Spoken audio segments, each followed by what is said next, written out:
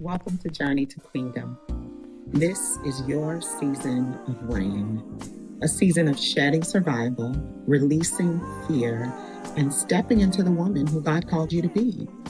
You weren't created just to endure life, you were created to reign in it. Let's begin.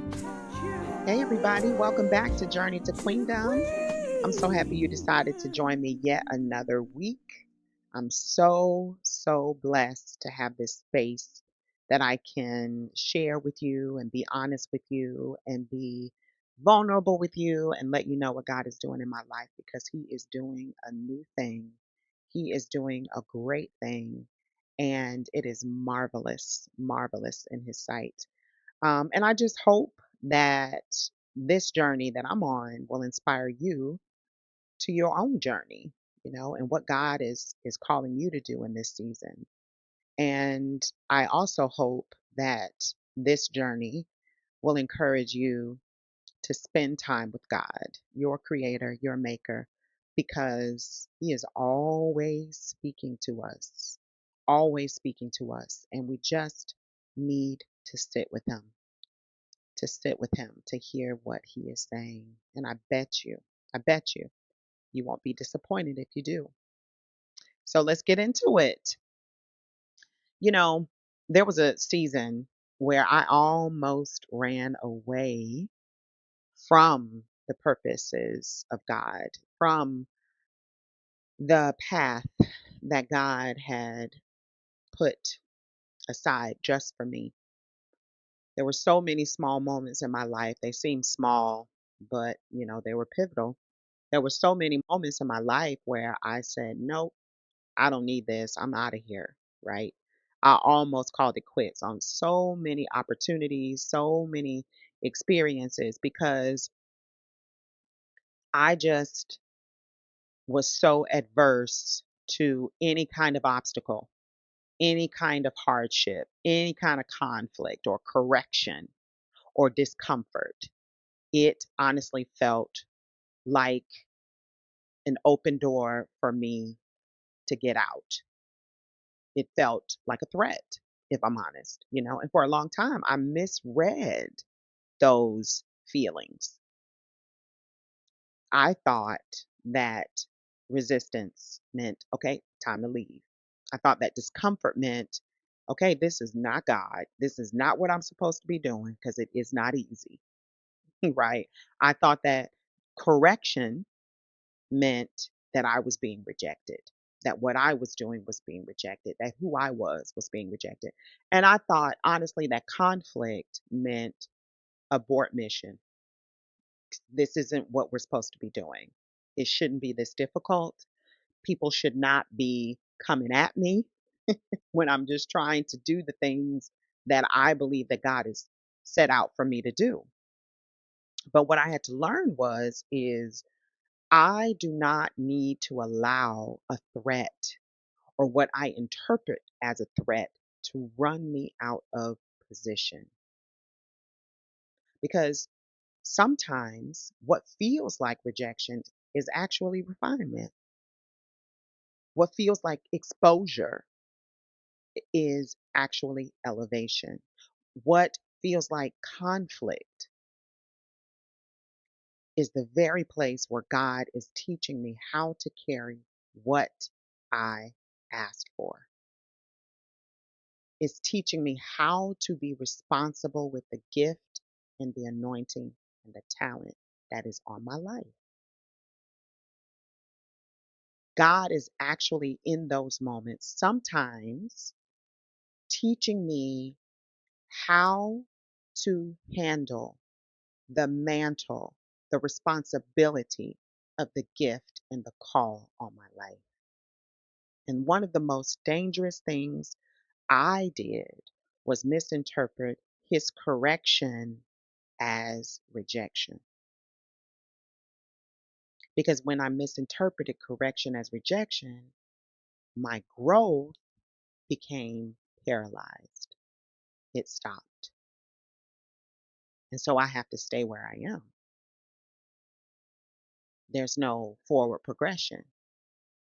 But instead of what I'm experiencing is this circle of frustration. Like, why does this keep happening to me? Why do I why am I experiencing so much backlash? Why are people constantly misunderstanding me, right? And in this circle of frustration, I stop receiving. I stop listening. I stop learning. I stop allowing God to mature me because then I'm starting to protect myself from these quote unquote threats that are targeting me, that are being thrown my way. And I am getting in the way, unbeknownst to me, of my own elevation. One of the things that was very hard for me to come to terms with and to understand and to really let sink in is the idea that God corrects us because he loves us. And the reason why I think it was so hard for me is because of the way that I saw correction. And I saw correction as rejection.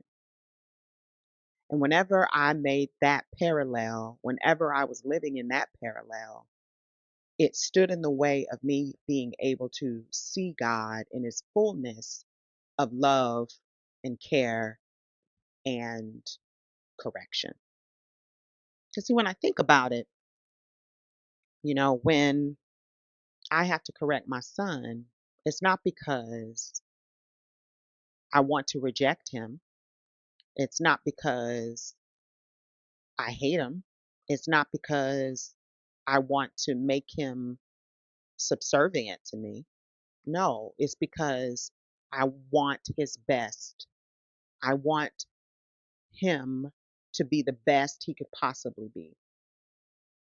And because of where I stand, because of my perspective, these 40 years of being on this earth, 40 plus years of being on this earth, my perspective is a little bit larger, right? And so correcting my son is an act of love because I want him to be elevated. I want him to grow. I want him to mature. I want him to be a man of integrity and a man of confidence and so on and so on and so on. And as it is in that scenario, that's the same way it is with me and God. He corrects me because he is invested in me. He corrects me because he doesn't want me to forfeit elevation simply because I don't know how to receive truth. And God deals in truth, and he wants us to deal in truth because anything outside of truth is fleeting, it is unsustainable, and it is not worthy of our pursuit.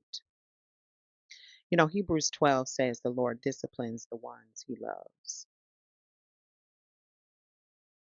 not to shame, not to destroy, not to humiliate, but to form, to strengthen, to prepare, to raise. And if I'm honest, during that season, that correction was so clear. During the season where I was faced with so many feelings of discomfort and conflict and correction and resistance, I was still showing up in my devotional time, and the correction was really clear during that time.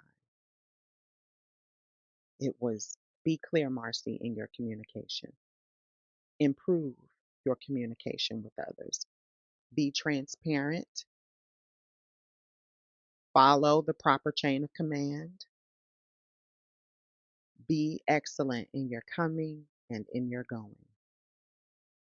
That was the correction I was hearing at the time. Now, none of that is to shame me or destroy me or humiliate me, but instead to form me, to strengthen me, to prepare me with the character that I need to hold the mantle that God has given me. That was the correction. But I didn't want that correction. I didn't want to be corrected because sometimes I want I wanted God to validate me in what I was trying to do and the points that I was making. No, I wanted him to say, "Yes, Marcy, you're right. They are being combative. They are accusing you of things that aren't true. They are being unfair. All of that is true." But sometimes God says to me, "Marcy, although that may be true, I still need you to grow right here." What did that look like? Well, that season required me to go to conflict resolution. It required me to go to mediation, to double down in my therapy, be very intentional in my therapy sessions. It required me to examine how my perspective needed to change in these moments, in this moment. It required me to see the truth in the turmoil, in the attacks, in the pressure, in the painful situations. Why? Because God was trying to show me the areas where I needed to grow, that I needed to learn to speak up for myself. I needed to learn to tell the truth. I needed to learn to live the truth. I needed to learn to let my yes be my yes and my no be my no. I needed to learn to say what I mean without saying it mean. I needed to learn how to let grudges go. I needed to learn how to take up space even when others are trying to diminish me. I needed to learn that striving was not the way to be seen. I needed to trust that I am who God says I am everywhere I go, no matter what. It doesn't matter the circumstance. I am who God made me to be. And then I began to understand that maturity in God is just not about what you can endure, it's about how you endure it. It's about what is being formed in me while I endure it. It's about whether the pressure is making me more honest, more surrendered, more stable, more clear, more obedient. Because I realized I was unwilling to be disadvantaged. I was unwilling to be taken advantage of. I was unwilling to be misunderstood. I was unwilling to inconvenience people. I was unwilling to be uncomfortable. And the moment any of those things appeared, I interpreted that as a signal of threat. And I go into defense mode. And I go into, I'm the God of this situation. I'm the God of my life. Let me protect myself. Let me ensure that they see me. Let me ensure that I am not disadvantaged, that I am understood, that they understand that I am the woman for this job, right? But what God taught me during this season is that sometimes discomfort is the requirement for elevation. I'm focusing on how I feel. He wants me to see what I'm doing. Sometimes discomfort is the requirement for elevation. But I didn't want to sit with that thought because why would God make me uncomfortable? And it's not that God is making me uncomfortable. You know, the situation is what it is. And the situation will manifest, more times than I'd like to acknowledge. It's going to be difficult. It's going to be hard. There are times when people are going to disagree with me. There are times when I'm going to be uncomfortable. This is not going to change. But who am I? Who is God making me in these moments so that his excellence is in me and working through me regardless of what the circumstance or situation is.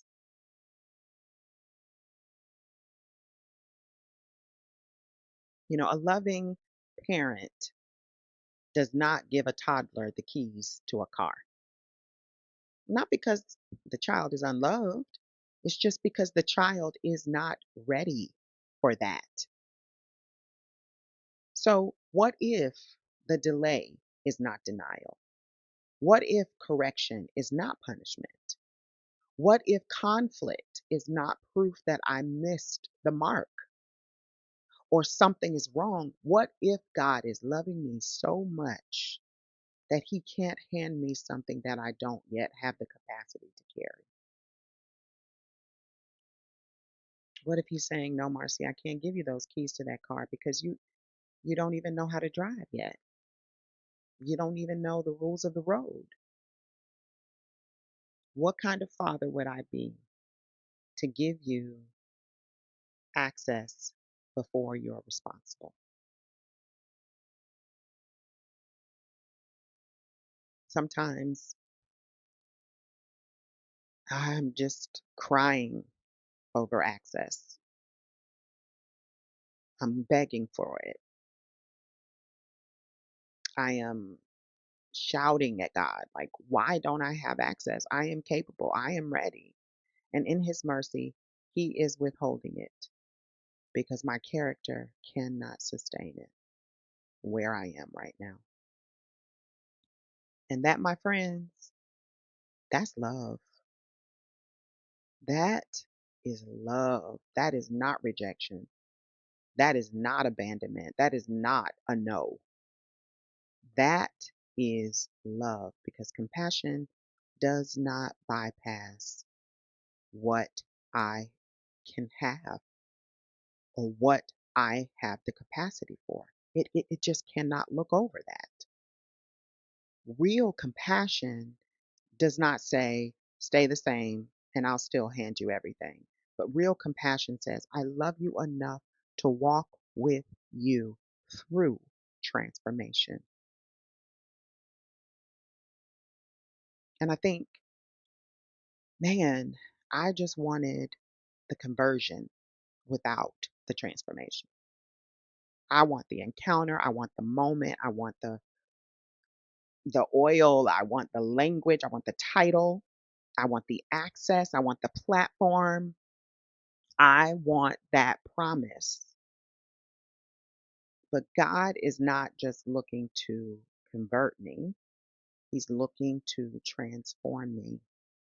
Romans 12:2 says, "Do not be conformed to this world, but transformed by the renewing of your mind." Transformation is deeper.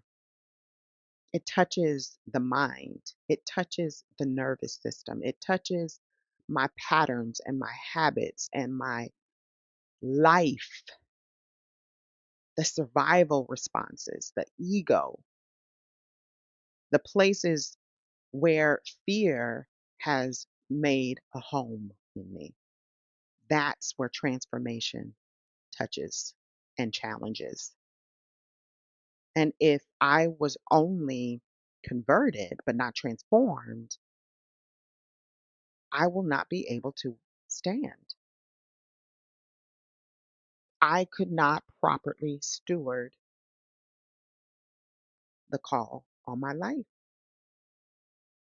because every time something happens, every time something hard happens, I ask, why did this happen? How could God allow this? Why me? Why now? Why this way? Why is this so hard?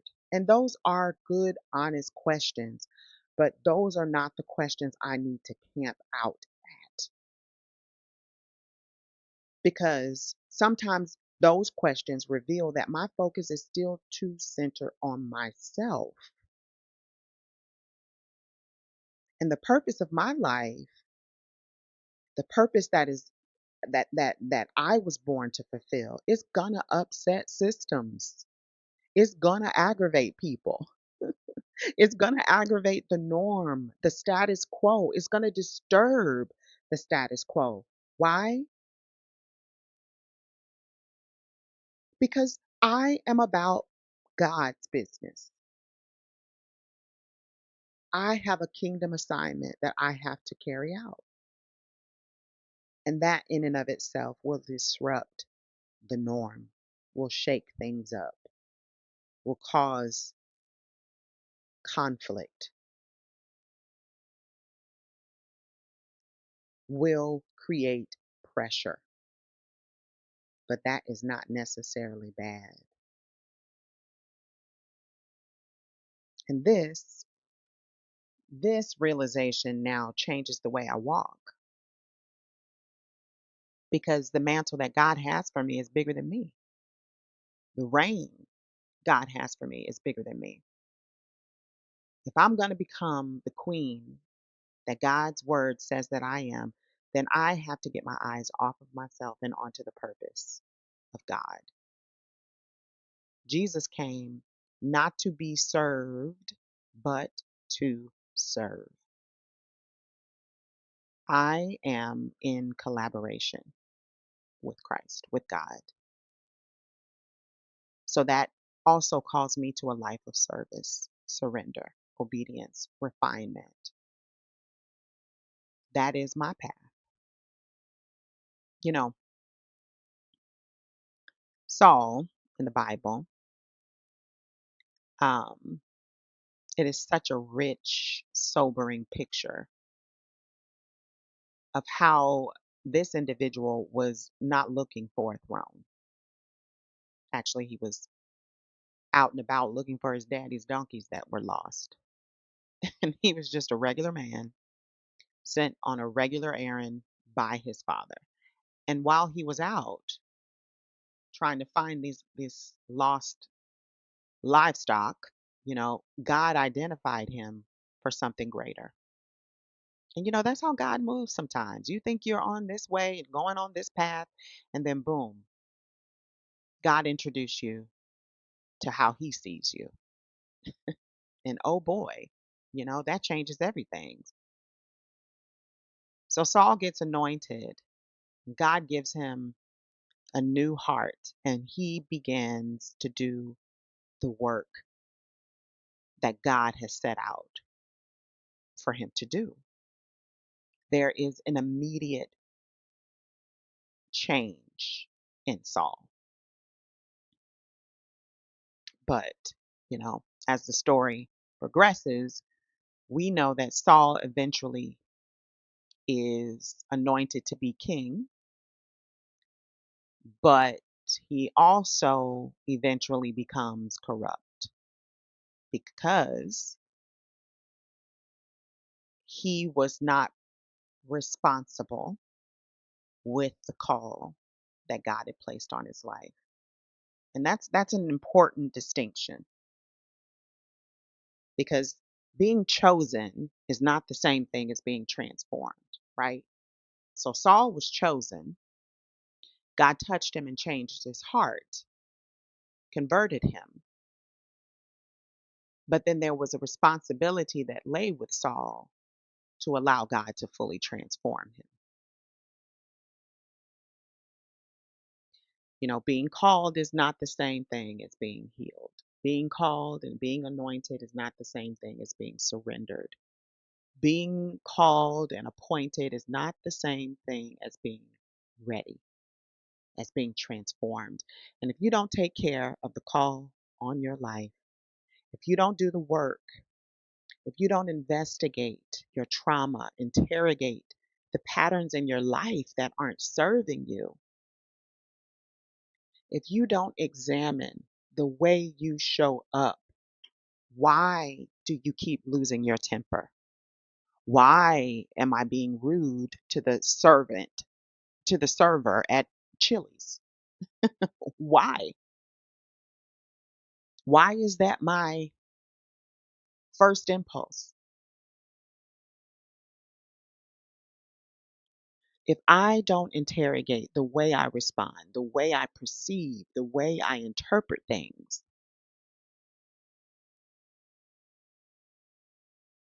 then that is a life that wants the promise but doesn't want the transformation. And that transformation is required to hold that promise, to be responsible of that promise. That is why the work matters. Therapy matters. Honesty matters. Sitting with God, stillness, obedience, correction,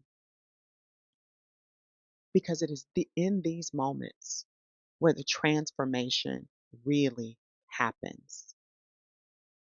And not just to transform me to, you know, make me a robot.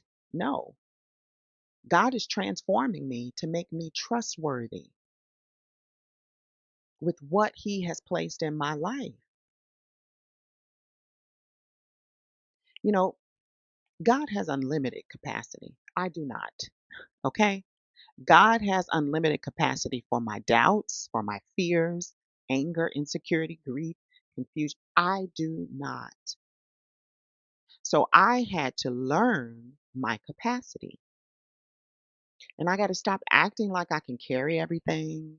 That I have to stop acting like every burden is mine.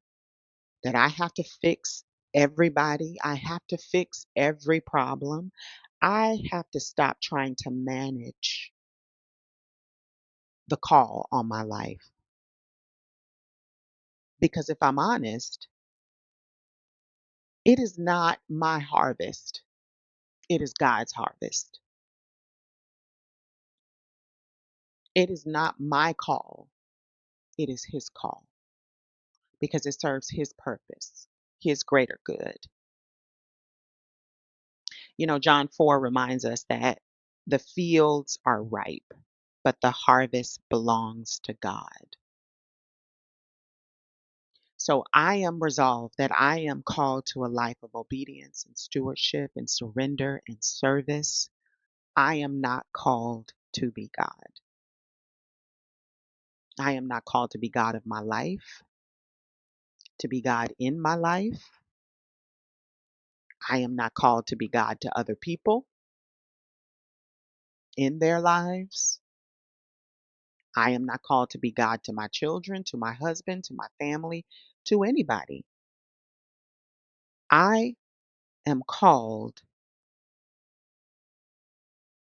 to carry, I am called to obedience, to surrender, to stewardship.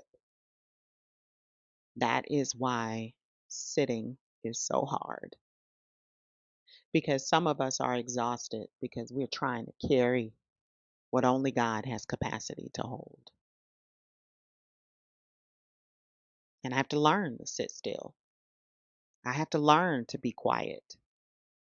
I have to learn not to cut people off when they're talking because of course I have something I want to say and I think it's good. I have to learn balance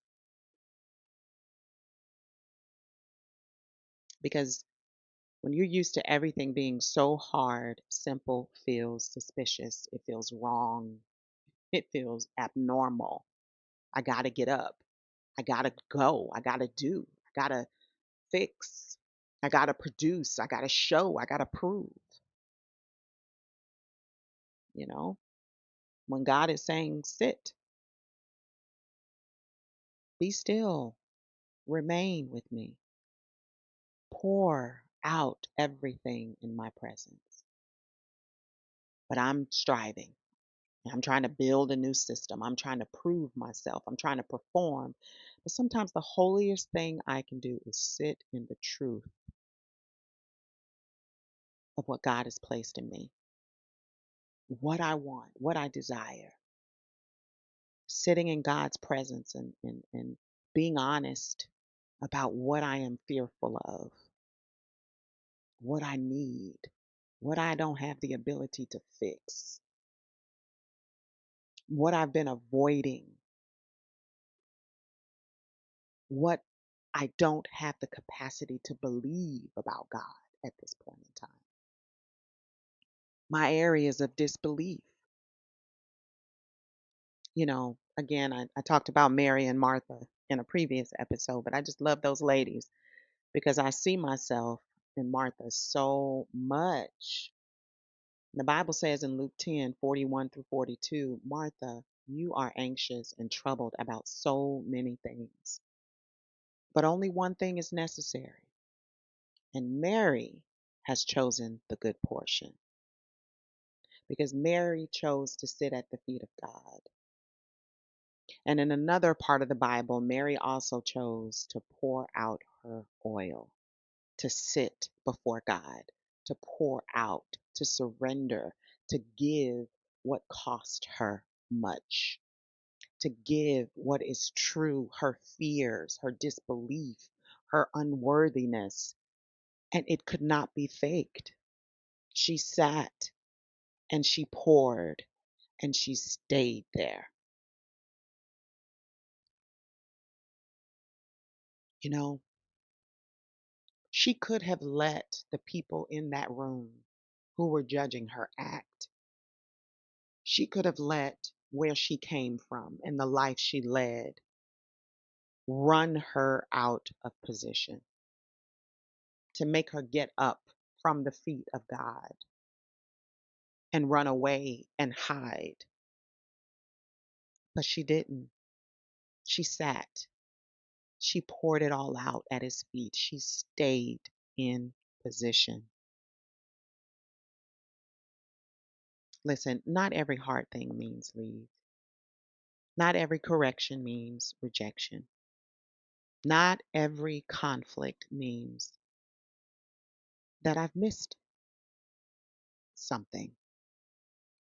And not every attack means abandon the call. Sometimes that threat comes because I'm so close, because the pressure is there, because what is on my life is real and it's doing what it's supposed to be doing, upsetting the norm, the status quo. And sometimes that discomfort comes because God is pulling survival out of my body and replacing it with calm and truth and trust and surrender. And that in and of itself feels disarming. And now I can honestly say what the enemy meant for evil, God has turned it around for my good. Genesis 50:20. You meant evil against me, but God meant it for good. And that's not just a nice verse. That is my testimony. The conflict taught me. The obedience through hardship grew me.